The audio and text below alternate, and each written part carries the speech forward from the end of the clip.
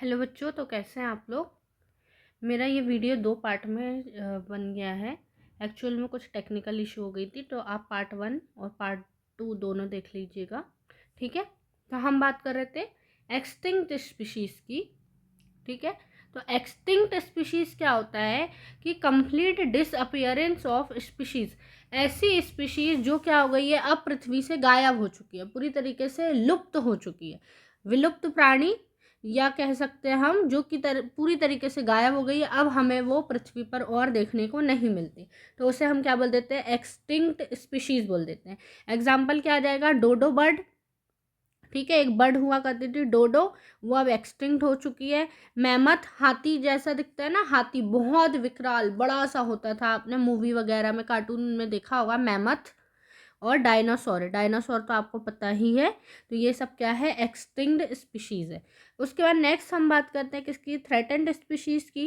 तो threatened species क्या होता है, these species require immediate protection and conservation so that they do not fall under the category of rare, vulnerable, endangered species.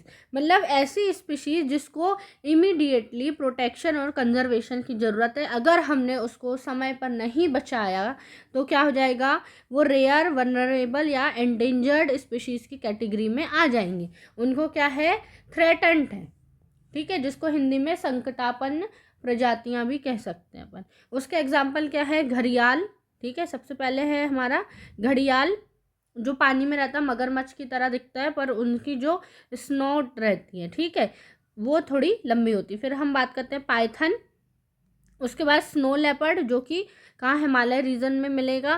P foul, musk deer और great Indian Bastar, ये कुछ क्या है, example है थ्रेटेंड स्पीशीज़ के।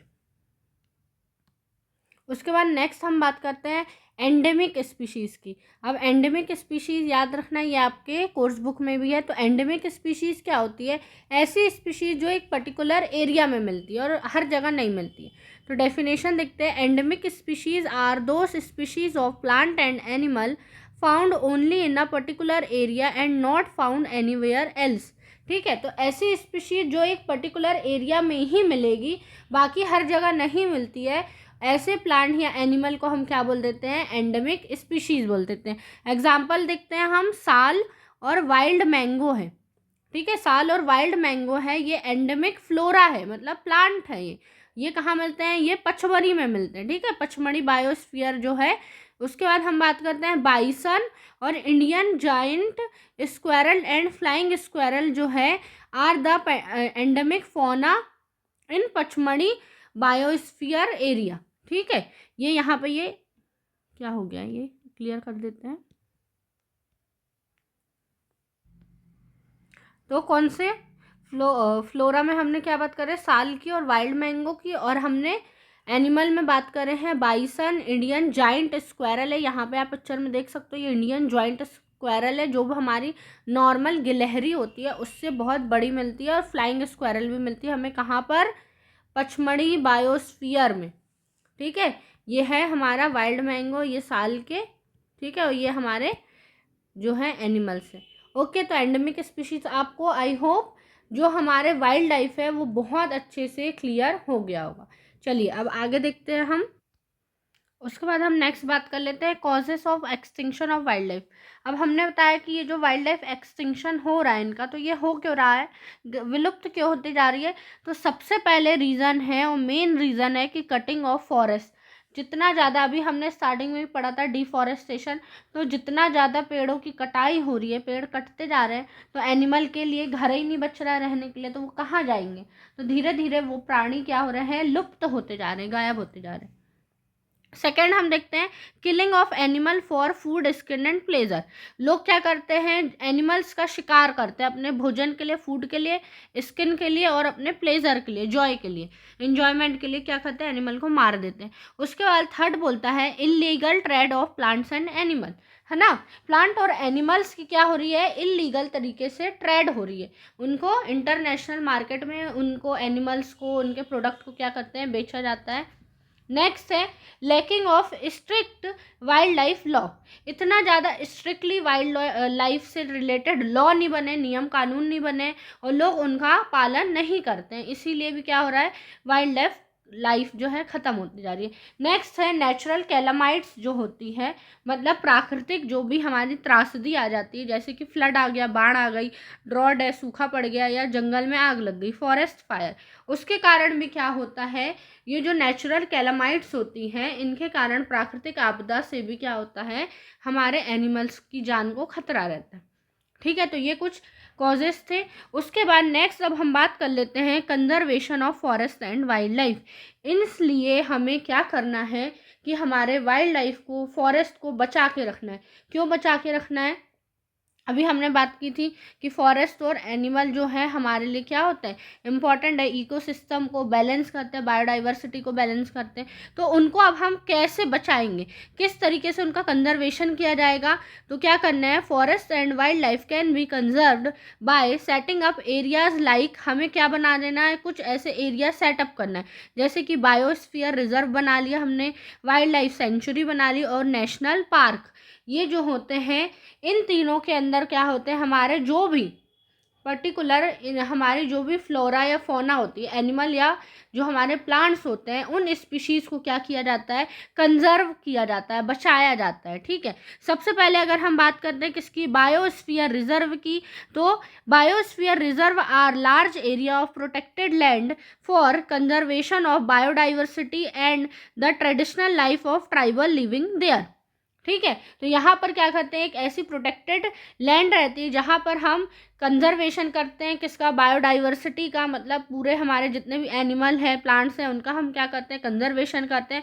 और जो भी हमारी ट्रेडिशनल लाइफ रहती है, जो भी हमारे ट्राइबल्स होते हैं, ठीक है, आदिवासी लोग जो रहते हैं, जो जंगलों में रहते हैं, उनको भी क्या किया जाता है, कंजर्व किया जाता है, उनको भी बचाया जाता है। ठीक है, नेक्स्ट हम बात करते हैं किसकी, नेशनल पार्क की। तो नेशनल पार्क क्या होता है, national park are area reserved for wildlife where they can freely use the habitat and natural resources। ऐसी जगह होती है, लैंड बोल सकते हैं, जहाँ पर वाइल्ड लाइफ जो भी एनिमल है वो बिल्कुल फ्रीली रहते हैं। ठीक है, उनको बिल्कुल नेचुरल माहौल दिया जाता है, वो समझेंगे कि जैसा हमारा जंगल है वैसे ही उसको पूरा माहौल, वैसा इन्वायरमेंट दिया जाएगा, जिससे कि क्या, वो फ्रीली रह सके और अपना क्या कर सकते, सर्वाइव कर सके, ग्रोथ कर सके। नेक्स्ट होती है वाइल्ड लाइफ सेंचुरीज। अब वाइल्ड लाइफ सेंचुरी क्या होती है, नेशनल पार्क का ही थोड़ा छोटा रूप होता है। ठीक है, यहाँ पे भी क्या किया जाता है, animals are protected from any disturbance to them और देयर हैबिटेट। यहाँ पर भी एनिमल्स को, हमारे जो भी प्लांट्स हैं उनको नेचुरल हैबिटेट में रखा जाता है, यहाँ पे भी किसी तरह की कोई डिस्टर्बेंस नहीं होती है और वो ईजिली अपना क्या करते हैं, जीवन यापन करते हैं। तो ये तीन जो प्लेसेस होती है, बायोस्फीयर रिजर्व, नेशनल पार्क और वाइल्ड लाइफ सेंचुरी, ये मेनली इसीलिए बनाई जाती है ताकि हम प्लांट और एनिमल को कंजर्व कर सके, कंजर्वेशन मिल सके उन्हें। ठीक है, उसके बाद हम कुछ एक्ट की बात कर लेते हैं जो हमारी गवर्नमेंट लॉ लाती है, नियम एक्ट लाती है, वो कौन कौन से हैं। तो वाइल्ड लाइफ प्रोटेक्शन एक्ट, सबसे पहले वाइल्ड लाइफ प्रोटेक्शन एक्ट जो है, जिसको हम WPA भी बोलते हैं, वो आया था हमारा, WPA भी बोलते हैं वाइल्ड लाइफ प्रोटेक्शन एक्ट, वो आया था 1972 में, 1972 में। उसके बाद हम बात करें फॉरेस्ट प्रोटेक्शन एक्ट, ठीक है, जंगल बचाने के लिए जो फॉरेस्ट के प्रोटेक्शन एक्ट था वो 1980 में आया था, 1980 में। एनवायरनमेंट प्रोटेक्शन एक्ट आया था हमारा 1986 में। और prevention of cruelty to animal act, मतलब एनिमल को हमें हार्म नहीं पहुंचाना है ना, क्रूएलिटी रोकने के लिए जो प्रिवेंशन करने के लिए जो एक्ट आया था वो आया था 1960 में। ठीक है, चलो अब नेक्स्ट हम और थोड़ा डिटेल में wild life sanctuary, national park और बायोस्फीयर रिजर्व को देखते हैं। सबसे पहले हम बात कर लेते हैं वाइल्ड लाइफ सेंचुरी की। ठीक है, तो a sanctuary is an area where killing और capturing of any species of wildlife is prohibited. ठीक है, सेंचुरी क्या है, एक ऐसा एरिया होता है जहाँ पर एनिमल्स को किलिंग करना या फिर कैप्चरिंग करना, मारना या कैप्चरिंग मतलब पकड़ना, पूरी तरीके से प्रोहिबिटेड होता है। ठीक है, पूरी तरीके से उस पर रोक लगी रहती है। It includes, a wild life sanctuary में क्या आता है, it includes huge forest area, बहुत बड़ा जंगल का इलाका होता है। मेंटेन फॉरेस्ट रहता है, मतलब समय समय पर फॉरेस्ट को मेंटेन किया जाता है। Bush land in deltas of big reverse, पानी के लिए बिग रिवर्स भी होता है ताकि एनिमल्स क्या हो वो पानी पी सके, उनके लिए पानी की पूरी व्यवस्था होती है। डेल्टास रहता है, ठीक है। तो बहुत सारी एनिमल ऐसे भी है जो दलदली भूमि में रहते हैं, दलदली ज़मीन में, तो उस तरीके से उनके लिए पूरा प्रॉपर एक व्यवस्था होती है। अब वाइल्ड लाइफ सेंचुरीज़ की अगर हम बात करें इंडिया में, वैसे तो बहुत सारी वाइल्ड लाइफ सेंचुरीज़ हैं, हम कुछ इंपॉर्टेंट सी देख लेते हैं। तो सबसे पहले है डच्चीगाम वाइल्ड लाइफ सेंचुरी जो कि हमारी जम्मू कश्मीर में। फिर नेक्स्ट हमारी क्या, भरतपुर बर्ड सेंचुरी जो कि राजस्थान में है। फिर पेरियर वाइल्ड लाइफ सेंचुरी जो है केरला में। फिर वेतांगल बर्ड सेंचुरी है तमिलनाडु में। फिर क्या है, Mundanthurai wildlife sanctuary Tamil Nadu. Annamalai wildlife sanctuary Tamil Nadu. फिर क्या है, डांडेली कर्नाटका में है। सिनेबार वाइल्ड लाइफ सेंचुरी केरला में। Chilka wildlife sanctuary Orissa में। और कच्छ डेजर्ट जो है वाइल्ड लाइफ सेंचुरी गुजरात में। तो ये कुछ 10 वाइल्ड लाइफ सेंचुरीज थी, ठीक है। नेक्स्ट हम बात कर लेते हैं किसकी, नेशनल पार्क की। नेक्स्ट हम बात करते हैं नेशनल पार्क की। तो नेशनल पार्क क्या होता है, तो a national park is an area of land that is protected by government to conserve the wildlife, ठीक है। तो गवर्नमेंट द्वारा चलाया जाता है जिसमें क्या करते हैं हम हमारे एनिमल्स को, वाइल्ड लाइफ को प्रोटेक्ट करते हैं। द एरिया में be protected because it is natural beauty, उसकी नेचुरल ब्यूटी के कारण और उसका हिस्टोरिकल और साइंटिफिक इंटरेस्ट है, इसीलिए उसको हम क्या करते हैं, प्रोटेक्ट करते हैं। अब जल्दी से नेशनल पार्क देख लेते हैं। तो Jim Corbett national park, Ranthambore national park, Kanha national park, ठीक है, काजीरंगा नेशनल पार्क, फिर Sundarban national park, Bandhavgarh national park, Periyar wildlife sanctuary, ये अब क्या हो गया है, नेशनल पार्क भी बन गया है, ये टाइगर रिजर्व भी है। फिर गिर नेशनल पार्क और हेमिस नेशनल पार्क। जो हेमिस नेशनल पार्क है वो हमारा किस में, जम्मू एंड कश्मीर में आता है। गिर नेशनल पार्क गुजरात में आता है। पेरियर जो है केरला में आता है। बांधवगढ़ नेशनल पार्क हमारे मध्य प्रदेश में। सुंदरबन जो है हमारा वेस्ट बंगाल में आता है। काजीरंगा नेशनल पार्क असम में है। Kanha national park Madhya Pradesh. Ranthambore national park हमारा राजस्थान में। और जिम कॉर्बेट जो है हमारा वो उत्तराखंड में, ठीक है। तो इस तरीके से क्या है, ये नेशनल पार्क है। नेक्स्ट हम बात करते हैं किसकी, नेक्स्ट हम बात कर लेते हैं बायोस्फीयर रिजर्व की, ओके। अब हम बात कर लेते हैं बायोस्फीयर रिजर्व की। तो बायोस्फीयर रिजर्व क्या होता है, these are the areas meant for conserving biodiversity, ठीक है, जहाँ पर हम बायोडाइवर्सिटी का कंजर्वेशन करते हैं, कंजर्विंग करते हैं। In this area conservation of wild life, plant and animal resources is done along with the traditional life, ठीक है। तो यहाँ पर हम क्या कर रहे हैं कि एनिमल और प्लांट दोनों का कंजर्वेशन कर रहे हैं, उनके साथ ही साथ जो हमारी ट्रेडिशनल लाइफ है, मतलब कि जो ट्राइबल्स लाइफ है ना, उनके बारे में भी, उनको भी हम देख रेख करते हैं, उनका भी कंजर्वेशन किया जाता है बायोस्फीयर रिजर्व में। अब यहाँ पे बायोस्फीयर रिजर्व के जोन देख लेते हैं आप। तो सबसे पहले होता है हमारा ट्रांजिशन, ऑरेंज कलर से जो दिख रहा है वो ट्रांजिशन जोन है, ठीक है। यहाँ पर देखो कौन कौन सी एक्टिविटी अलाउ है। तो ये जो ग्रीन यहाँ पे, आप पहले यहाँ समझिए। सबसे पहले हमारा बायोडाइवर्सिटी, मतलब ये जो आपको जंगल दिख रहा है, यहाँ पे प्लांट दिख रहे हैं, एनिमल दिख रहे हैं, ये क्या है, हमारा बायोडाइवर्सिटी है। जहाँ पर कैमरा है वो क्या है, हमारा टूरिज्म है, मतलब कि जहाँ पर हम लोग घूमने फिरने के लिए, फ़ोटो खींचने, ये सब टूरिज्म के लिए जा सकते हैं। नेक्स्ट है जहाँ घर बना है वहाँ ह्यूमन सेटलमेंट है, मतलब जहाँ पर वो कुछ लोग जो है रह सकते हैं, जो फॉरेस्ट वाले लोग हैं या ट्राइबल वाले लोग हैं, ऐसे लोग वहाँ रह सकते हैं। उसके बाद ये रिसर्च के लिए होता है, ये आपको मैग्नीफाइंग ग्लास दिख रहा है, मतलब रिसर्च के लिए जा सके, फिर एजुकेशन के लिए, फिर यहाँ पे मॉनिटरिंग चलती है, ठीक है। तो अब हम जोन देखते हैं। तो जो ट्रांजिशन जोन रहता है हमारा, ट्रांजिशन जोन में क्या क्या होता है, तो ह्यूमन सेटलमेंट, लोग रह सकते हैं वहाँ पर, टूरिज्म अलाउ है, एजुकेशन के लिए लोग जा सकते हैं, एजुकेशन पर्पज से, और रिसर्च के लिए जा सकते हैं। सेकेंड होता है हमारा क्या, बफर जोन होता है। तो बफर जोन पर कौन कौन जा सकता है, टूरिस्ट जा सकते हैं, होम सेटलमेंट भी हो सकता है वहाँ पे, है ना। फिर मॉनिटरिंग भी होती है एजुकेशन के लिए भी और रिसर्च के लिए भी।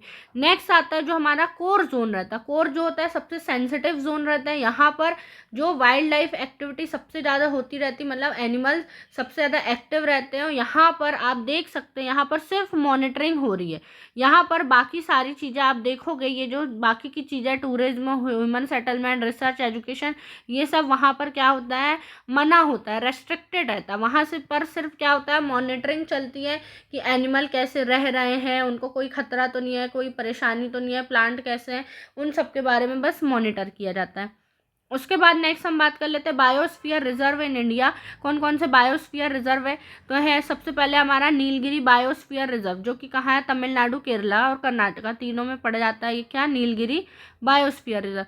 नेक्स्ट हम बात करते हैं पचमढ़ी बायोस्फीयर रिजर्व की, तो पचमढ़ी में बायोस्फीयर रिजर्व कहाँ है, मध्य प्रदेश में है। नेक्स्ट गल्फ ऑफ मन्नार जो कि तमिलनाडु में है। फिर नेक्स्ट है सिम्पलीपाल बायोस्फीयर रिजर्व उड़ीसा में है। सुंदरबन बायोस्फीयर रिजर्व वेस्ट बंगाल में। ग्रेट निकोबार बायोस्फीयर रिजर्व है ग्रेट निकोबार में।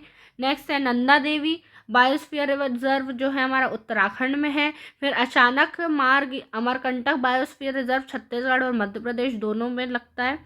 नेक्स्ट है नौखरेक जो है वो नौखरेक बायोस्फीयर रिजर्व है मेघालय में। और अगस्ता मलाई जो है केरला और तमिलनाडु पे है। तो इस तरीके से हमने क्या देखा, बायोस्फीयर रिजर्व, हमने नेशनल पार्क के बारे में देखा और हमने किसके बारे में देखा, हमने देखा वाइल्ड लाइफ सेंचुरी के बारे में। नेक्स्ट अब हम बात करते हैं, नेक्स्ट हम बात कर लेते हैं रेड डेटा बुक के बारे में। किसके बारे में, red data book.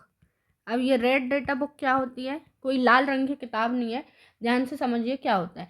Red data book जो होती है वो क्या करती है, रिकॉर्ड रखती है जितने भी एंडेंजर्ड प्लांट है या फिर एनिमल्स हैं उनके बारे में, ठीक है। तो रेड डेटा बुक जो होती है हमारी, the red data book contains the record of all endangered plants and animal।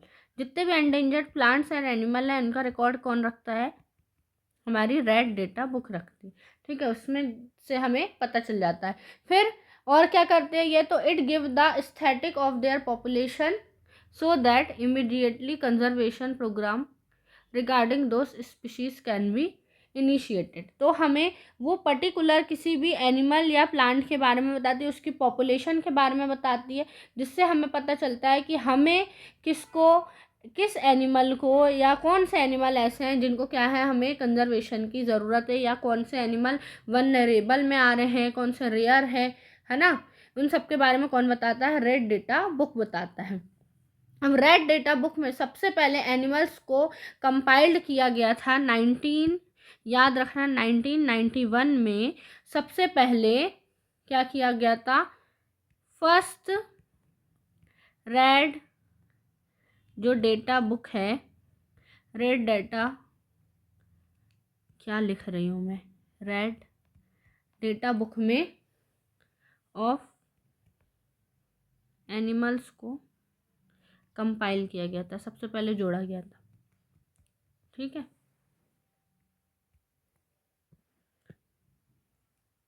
First time लिख दो यहाँ पर, फर्स्ट टाइम,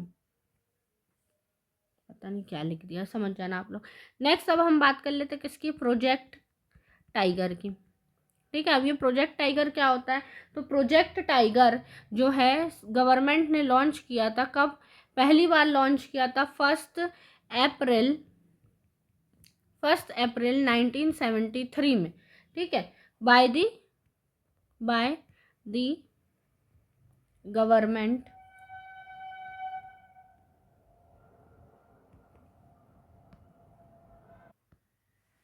तो प्रोजेक्ट टाइगर कब लॉन्च हुआ था, 1 अप्रैल 1973 में, जिसको गवर्नमेंट चलाती है। क्यों कर रही है प्रोजेक्ट टाइगर, क्यों आया था, to protect the tiger in our country, ठीक है। तो जो टाइगर है, टाइगर की पॉपुलेशन क्या हो रही थी, कम होती जा रही थी, तो उनको बचाने के लिए, उनको पॉपुलेशन को इंक्रीज करने के लिए प्रोजेक्ट टाइगर जो मिशन है वो चलाया गया था।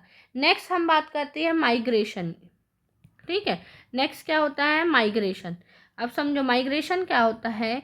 तो जब भी कोई भी बर्ड है, ज़्यादातर ये हमें बर्ड में देखने को मिलती है, या हम किसी भी एनिमल की बात करें तो एनिमल क्या करता है, एक प्लेस से जब वो दूसरी प्लेस में चले जाता है, क्यों, भोजन की तलाश में, ठीक है, या फिर अपने साथी को ढूंढने भोजन की तलाश में, या फिर वेदर जब चेंज होता है, तो इस कारण से क्या होता है, क्लाइमेट, फूड या अपने मेट की तलाश में वो क्या होता है, हर साल एक प्लेस से दूसरी प्लेस पर चला जाता है। इस मूवमेंट को हम क्या बोल देते हैं, माइग्रेशन बोल देते हैं। ठीक है, तो माइग्रेशन के लिए अगर हम डेफिनेशन देखें तो क्या हो जाएगा, the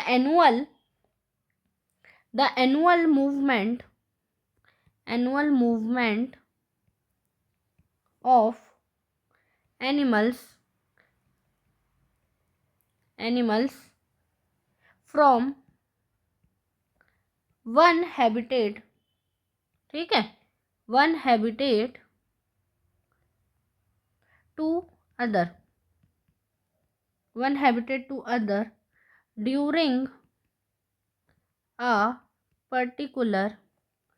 during a particular time.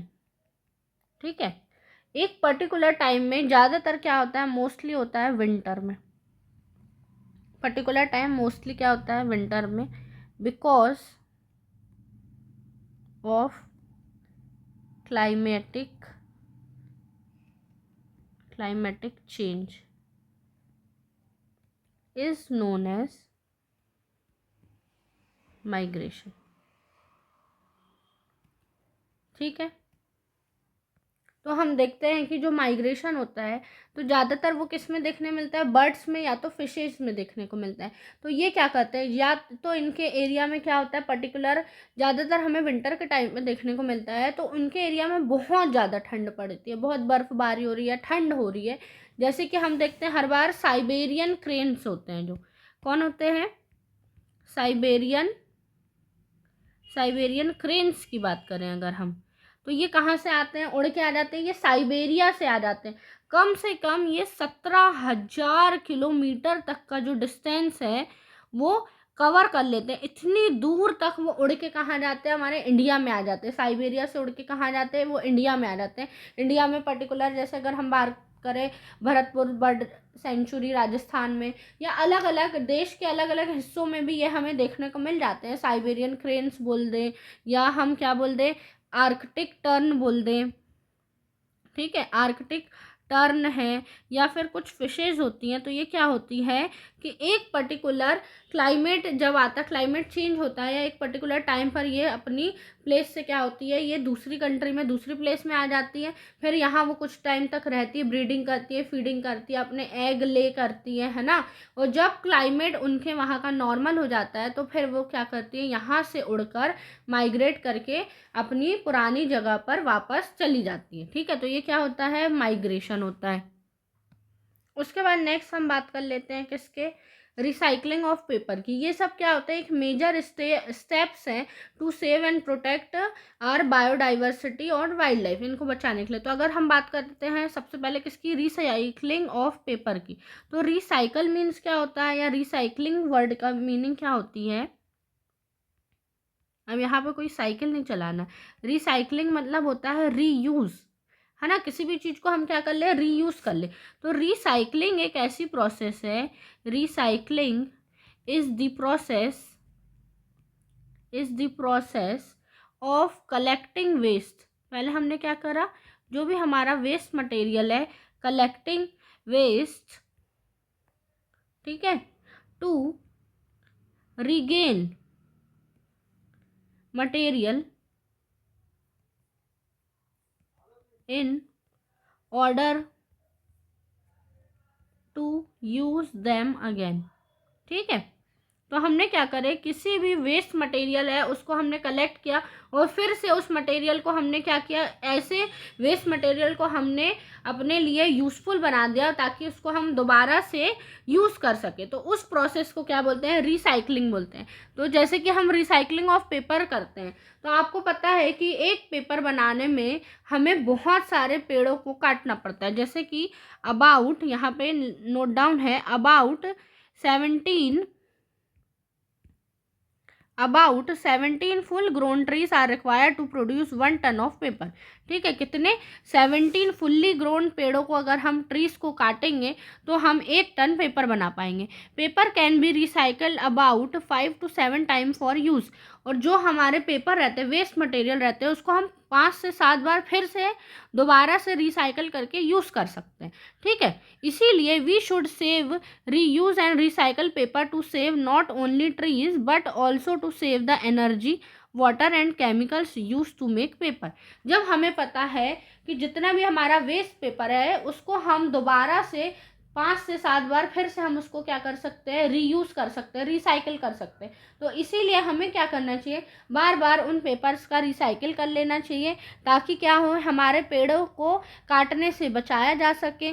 उससे क्या होगी, हमारी एनर्जी भी सेव होगी, वाटर भी सेव होगा। जितने केमिकल, हार्मफुल केमिकल लगते हैं उसको प्रोड्यूस करने में, पेपर बनाने में, तो उनसे भी क्या होगा, बचा जा सकता है। तो इसलिए हमें क्या करना चाहिए, रिसाइकलिंग ऑफ पेपर करना चाहिए। नेक्स्ट आ जाओ, रिफॉरेस्टेशन।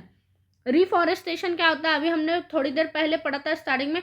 डिफॉरेस्टेशन मतलब पेड़ों की कटाई, और रिफॉरेस्टेशन मतलब फिर से पेड़ उगाना है। तो रिफॉरेस्टेशन क्या होता है, reforestation is the restocking of destroyed forest by planting new trees.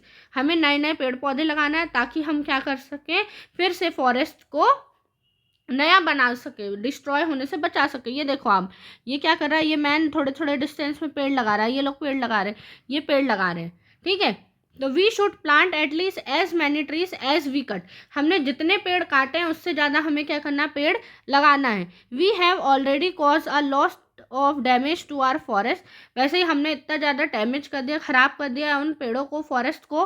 तो if we have to regain our green wealth, reforestation is the only option. अगर हम चाहते हैं फिर से हमारा ये ग्रीन वेल्थ जो है, ग्रीन वेल्थ मतलब फॉरेस्ट बना रहे, बचा रहे, तो हमें क्या करना है, रिफॉरेस्टेशन करना है, मतलब ज़्यादा से ज़्यादा पेड़ लगाना है।